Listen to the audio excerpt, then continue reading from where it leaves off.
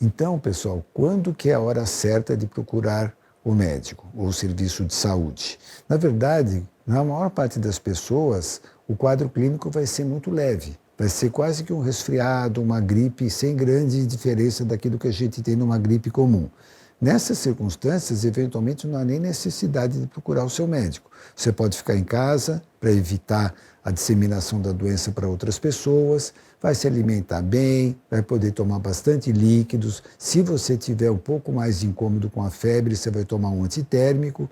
E se você perceber que a febre está incomodando muito, está muito alta, ou você estava relativamente bem e de repente começou a ficar pior, se você tinha uma tosse que era seca ou era clarinha e de repente ficou uma tosse mais forte, mais intensa, com catarro amarelado ou esverdeado, nessa hora você deve procurar o seu médico.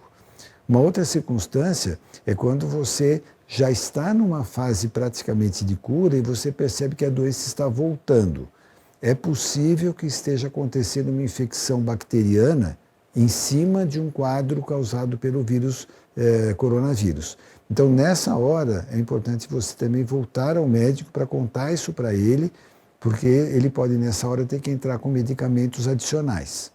Caso você não tenha um clínico da sua preferência, você muitas vezes vai procurar um hospital. Os hospitais, eles têm protocolos de atendimento específicos para esse tipo de paciente e o médico vai avaliar se você precisa fazer um exame ou não. Não são todas as pessoas que vão fazer o exame, porque talvez não haja necessidade em função da apresentação que a pessoa tiver. Muitos pacientes vão ser só orientados com relação a antitérmicos, a tomar bastante líquido e voltar para casa. Se a pessoa tiver num quadro um pouco mais grave, se for uma pessoa que tiver essas doenças de base, aí com base nesses protocolos dos hospitais, o exame poderá ser solicitado, porque eventualmente, se for, por exemplo, uma gripe, existe um tratamento específico para essa gripe que é diferente do coronavírus novo, mas isso vai ser decidido pelo protocolo de cada hospital.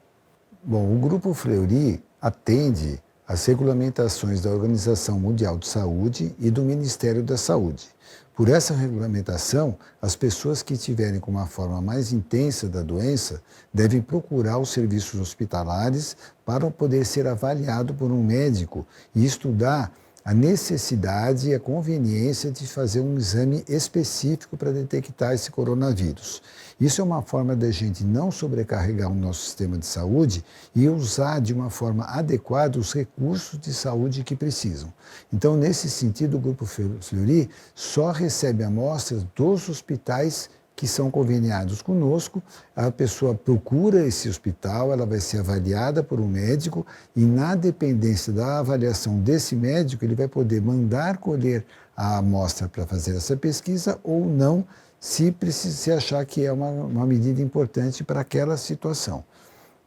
Como se trata de uma situação de saúde pública, assim como o Fleury tem feito em outros surtos que nós tivemos com H1N1, chikungunya, zika, o Fleury está cobrando um preço de custo desse exame. É um exame que é desenvolvido de acordo com as regras do Colégio Americano de Patologistas e com o Ministério da Saúde, para que a gente siga exatamente esse controle de qualidade dessas instituições e nós oferecemos, então, aos hospitais através de um preço de custo. Dessa forma, o Grupo Fleury acredita que nós estamos oferecendo esses recursos da melhor forma possível para pacientes que realmente necessitam, que têm formas mais intensas dessa doença e preservar recursos para que todos que dele necessitem possam utilizar. Bom, uma das boas notícias que a gente tem com relação a esse vírus e essa doença é que ele é um vírus bastante grande, ele tem um material genético bastante extenso, com várias enzimas que podem ser inibidas com a ação de remédios.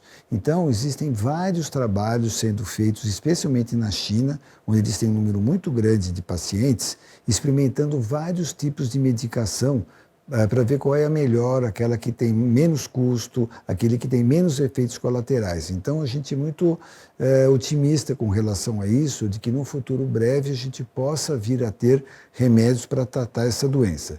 Da mesma forma, a vacinação. Existiam vários grupos já trabalhando com vacinas contra vírus primos desse coronavírus novo, que já estavam muito adiantadas. Então, daqui provavelmente alguns meses, nós já vamos ter uma vacina em condições de serem experimentadas, avaliadas, para ver se a gente vai ter que usar uma dose, 2 doses, 3 doses, ou qual é o intervalo entre essas doses. Então, também é um aspecto em que a gente é muito confiante de que a gente vai ter no futuro uma vacina para poder usar para a maior parte das pessoas, ou pelo menos para as pessoas que tiverem formas mais graves da doença. Olha, pessoal, como esse assunto é muito novo e tem muita gente trabalhando tanto no Brasil como fora do Brasil com essa doença nova, o volume de informações que existe é muito grande. Infelizmente, não são todas que são verdadeiras. A gente vê todo dia notícias que a gente até acha muito estranho, soam esquisitas. Então, a gente sempre sugere a vocês que procurem informações de fontes oficiais.